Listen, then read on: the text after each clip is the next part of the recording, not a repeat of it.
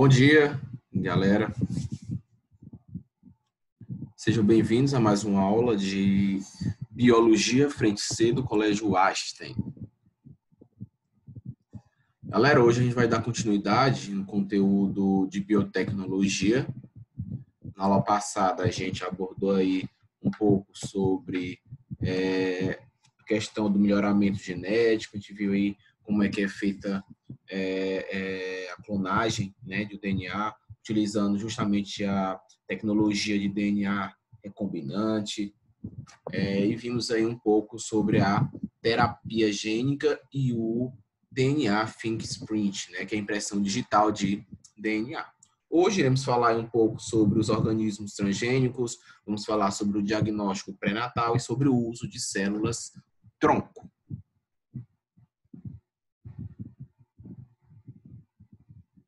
Então, vamos lá, galera. O que são os transgênicos, né? São denominados transgênicos os organismos que passam pelo processo de modificação genética. Então, modificou o gene de uma determinada fruta, aquela fruta ela é transgênica, ela passa a ser um alimento transgênico.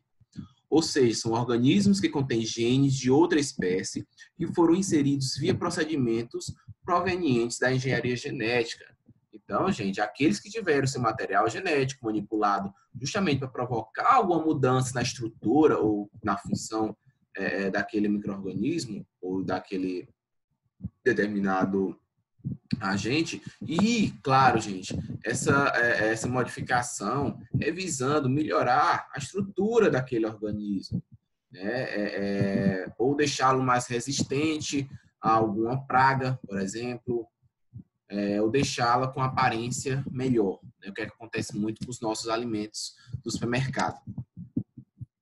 Esse processo ele visa incluir no material genético de um indivíduo um gene externo que auxiliará na melhora de algum processo, como o aumento da produtividade de uma planta, a diminuição da susceptibilidade a diversas pragas e a produção de substâncias que o organismo original não produzia.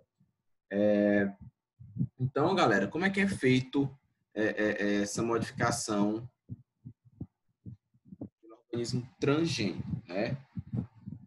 Primeiro, né, você pode ver aí, você pega, no caso, uma bactéria.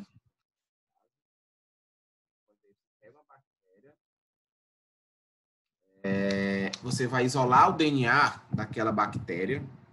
Depois que você isola o DNA da bactéria, você vai clonar esse DNA da bactéria. Você vai extrair o gene de interesse, como a gente já viu na aula passada, e pegar esse gene e inserir ele em um tecido de uma planta, por exemplo.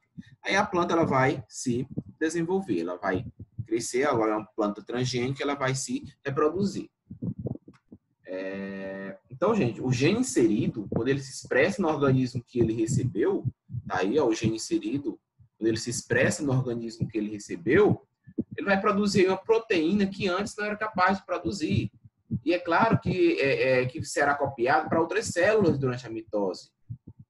Né? Um exemplo é o que acontece aí com o arroz, com o milho, né? O tomate, as frutas de forma geral, que funciona aí, gente, como um herbicida, né? Por exemplo, graças ao gene de uma bactéria que foi inserido no seu DNA. Então, gente, é muito comum essas plantas elas serem realmente mais resistentes a pragas. Elas vão funcionar como herbicida. Esse gene inserido funciona como herbicida para a planta. A planta aí não vai sofrer ataque de insetos. Não sei qual é a importância. Qual é a importância dos transgênicos, de uma forma geral? Gente, na agricultura, né, até porque o Brasil, você sabe que o Brasil é um dos maiores produtores de alimentos do mundo, né? As plantas, no caso, elas passam a ser, digamos assim, herbicidas, né? E conferem, esses transgênicos acabam conferindo resistência a diversas espécies de insetos, né? Diversas plantas, soja, milho, algodão, que são, em sua maior parte, são plantas transgênicas. Os alimentos, né? Um alimento que é transgênico, ele teve o seu DNA modificado aí pela inserção de um ou mais genes, né, de algum outro organismo. E outra, gente, a gente está consumindo no nosso dia a dia alimento transgênico, querendo ou não. A não ser que você tenha realmente um dinheiro extra e comprar um alimento orgânico, né? Que são bem mais caros, gente. Ou se você tiver uma horta em casa e planta, é bem melhor, né? Mas, como eu disse para vocês, não há garantia de que realmente exista algum problema decorrente do consumo de alimentos transgênicos. Os grãos, gente, de uma forma geral, grãos, os fungos, leveduras que atuam na fermentação, né, o que dão sabor a bebidas, a comidas, na sua maioria das partes são transgênicos. Na saúde, gente, na parte da saúde, existe um enorme número de vacinas, gente, que foram desenvolvidas pela biotecnologia, né, como a gente viu na aula passada. A própria vacina da hepatite B, da dengue, que acaba imunizando, né, que acaba nos imunizando, né.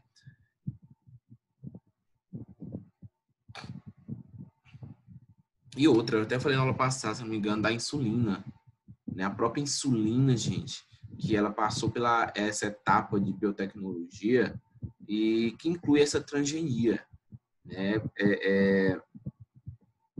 a principal e mais famosa aplicação de transgenia realmente aí na área da saúde é a produção da insulina. E a insulina ela é produzida por meio de organismos transgênicos.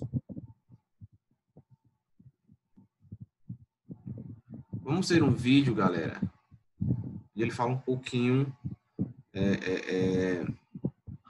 dos alimentos geneticamente modificados. Organismos geneticamente modificados são seres vivos, como animais, plantas e micro-organismos, que sofreram mudanças.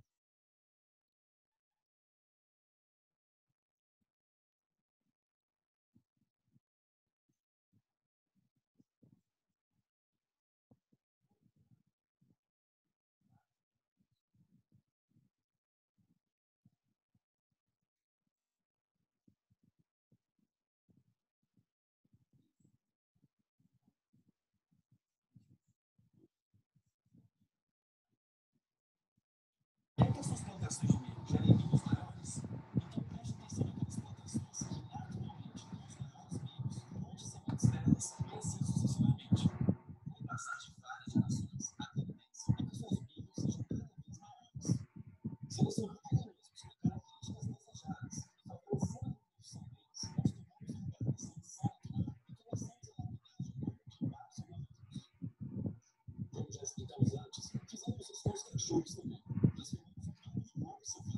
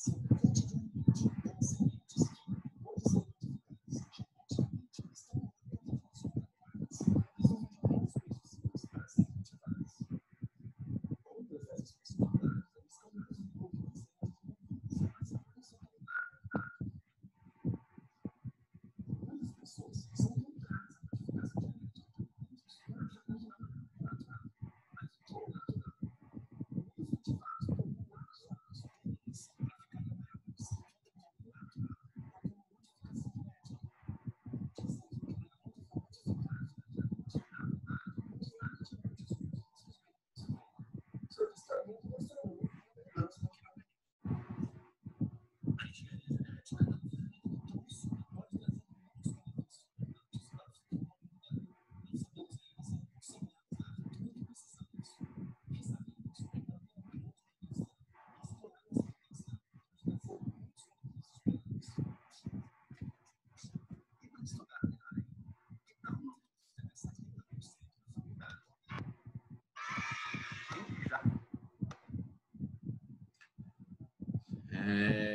Então, galera, vocês viram aí, né? O vídeo ele abordou bem aí os prós e os contras também do uso de transgênicos, né? Os prós, justamente quando ele fala que é possível disponibilizar mais recursos alimentares para a população mundial, principalmente para poder beneficiar também a população que passa fome diariamente.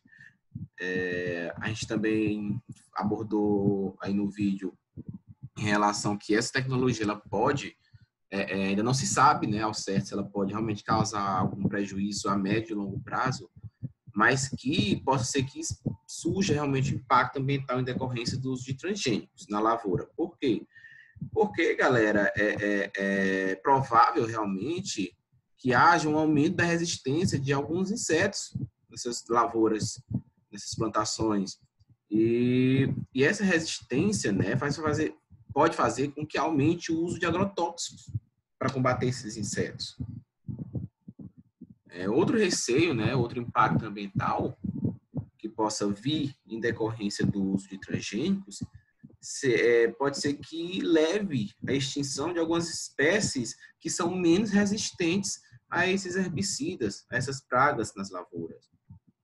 E, querendo ou não, a gente vai ter aí uma perda da variabilidade genética entre os vegetais. Diagnóstico pré-natal.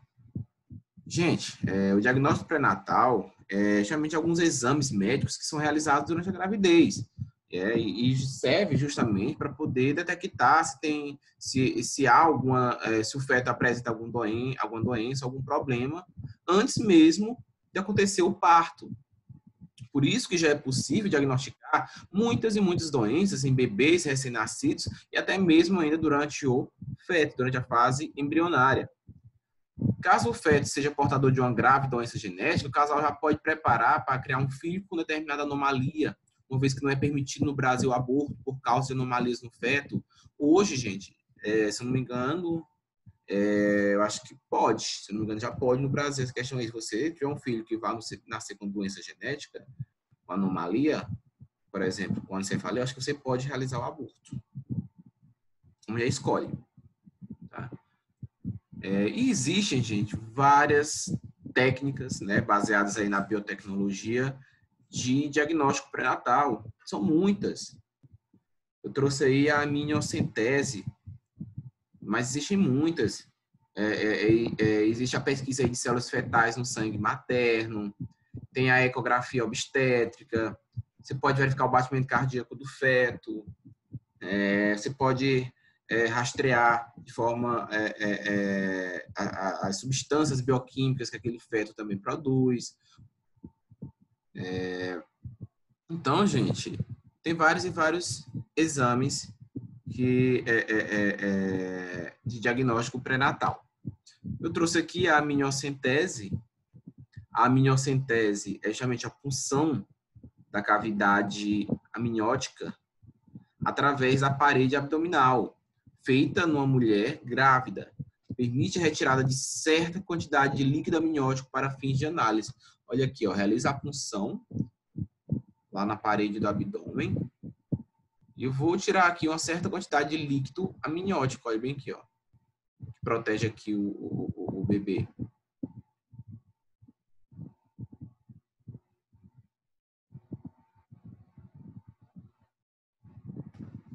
E, gente, Essa amniocentese, né, ele é um procedimento invasivo, é claro, que você está retirando um pouco de líquido amniótico através de uma punção, então é um procedimento invasivo. Essa agulha ela chega até o interior do útero, né, e retira o líquido amniótico. E nesse líquido amniótico, gente, vai ter várias células do feto, principalmente as células da pele do feto. E essas células, elas podem, digamos assim, ser cultivadas na cultura, vocês podem ver aqui, e analisar os cromossomos desse feto. Você pode também realizar uma análise bioquímica, uma análise genética dessas células fetais.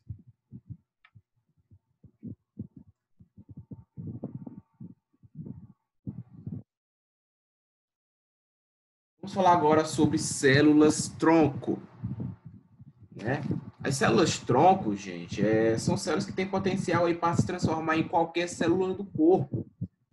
Ela tem essa grande capacidade de multiplicação e, além disso, ela consegue manter o potencial para desenvolver principalmente células sanguíneas, células miocárdicas, que são as células do coração, células cerebrais, células dos ossos, dos músculos, da pele, células epiteliais. Então, gente, as células troncos, elas apresentam essa grande capacidade de diferenciação, ou seja, elas podem se tornar outros tipos celulares. Olha aqui, as células tronco podem se tornar um neurônio, um hemácia, hepatócito, uma célula cardíaca. Além disso, são capazes de se dividir, né? Elas têm esse grande potencial de autorrenovação, gerando outras células tronco, permitindo assim a formação do organismo. Existem, galera, aí dois tipos de células tronco, né? As células tronco, na realidade, existem 5 tipos. As mais discutidas são essas duas, tá? São as totipotentes e as pluripotentes. Então, vamos falar apenas delas duas. As totipotentes são células que apresentam a capacidade de se transformar em qualquer tipo celular encontrado no corpo do indivíduo. De uma maneira simplificada, podemos dizer que esse tipo de célula tronco é capaz de originar um ser completo. Elas são encontradas no zigoto e no início do desenvolvimento embrionário, até a fase de 16 células, aproximadamente 3 dias de vida. Gente, no caso, as totipotentes, elas são realmente essas células que possuem essa grande capacidade de se autorrenovar, são células que possuem realmente essa capacidade de se transformar em qualquer tipo de célula daquele organismo. Tá? E tem as células tronco que são pluripotentes, são células tronco diferenciadas das totipotentes por serem menos versáteis, ou seja, não são capazes de dar origem ao ser vivo por completo, uma vez que não são capazes de originar tecidos extraembrionários. Como, por exemplo, dessas células, podemos citar as células tronco embrionárias encontradas na fase de blastocisto. Gente, então as pluripotentes, elas realmente são menos versáteis que as totipotentes, tá? As totipotentes são geralmente as células fetais, as células que são encontradas, obtidas realmente do feto humano.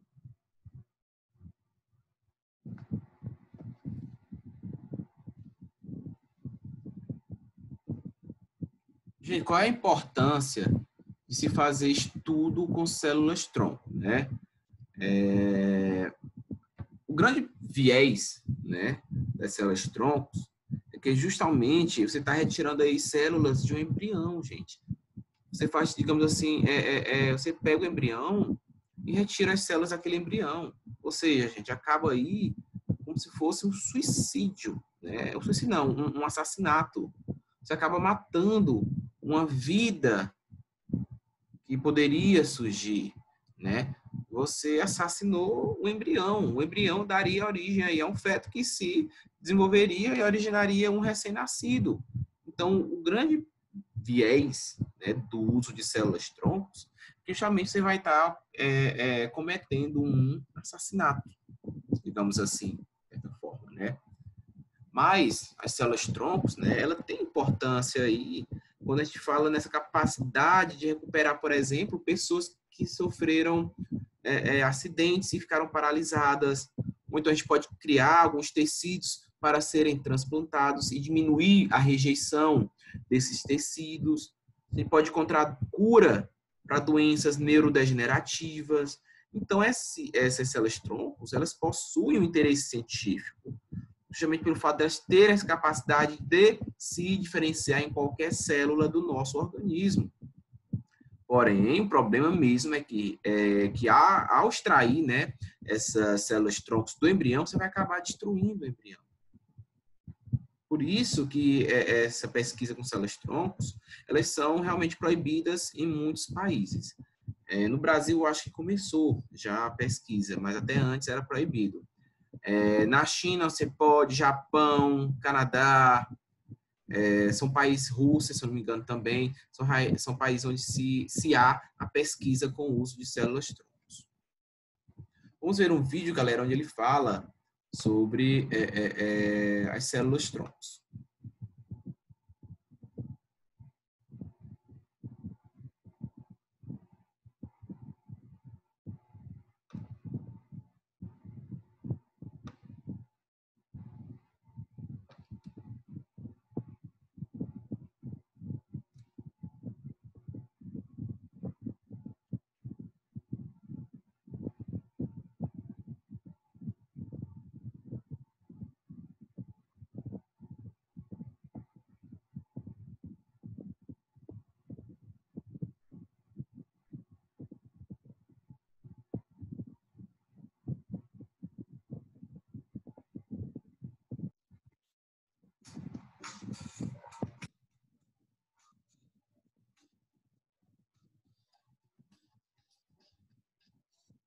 Que são as células-tronco?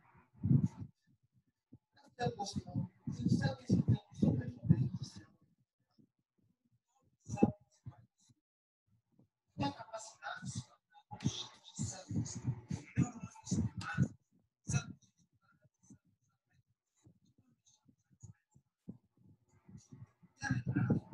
Células são as estruturas básicas de um ser vivo. Em outras palavras, a menor unidade funcional fundamental dos seres humanos. São componentes microscópicos e juntas formam os tecidos e os órgãos. São eles que interagem com os funções da célula. Quanto às células-tronco, elas são classificadas em três tipos básicos: as células-tronco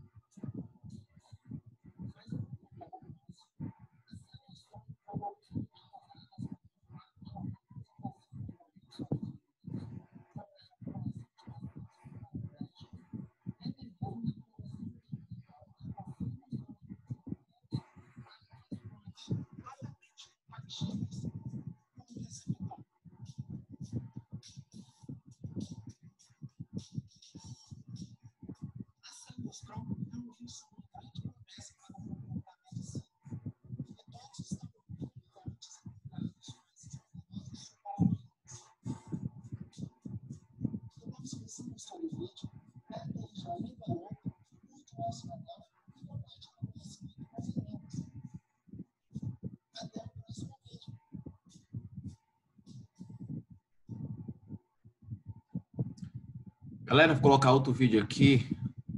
Vamos aproveitar essa onda da pandemia e tem um vídeo que aborda aí o uso de células-troncos no tratamento para a COVID-19.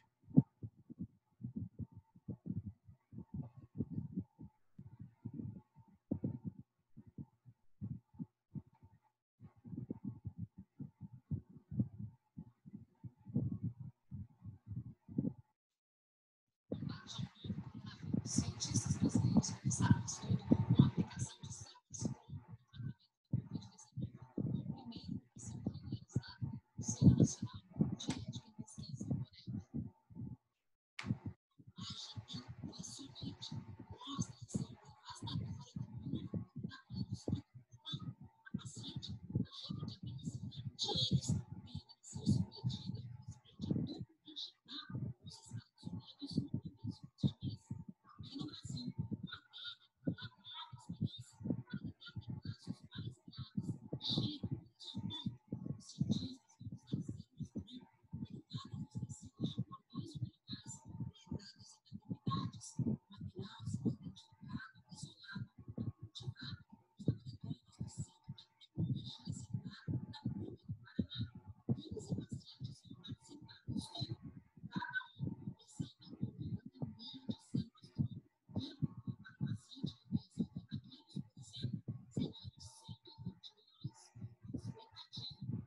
milhões. A expectativa é que as células formem um processo inflamatório conectado com a resposta imunológica exagerada do organismo à presença do azônio, que cheguem à origem própria.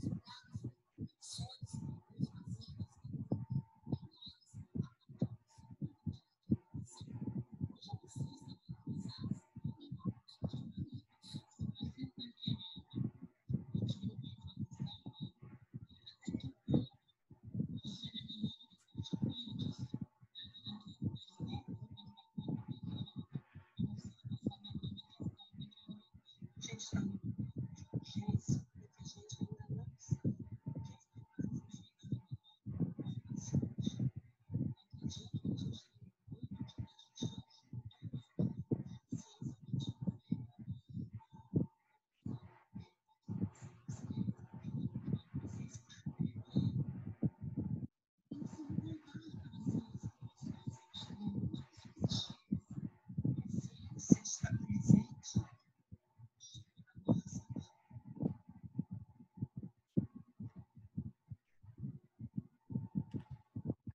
Galera.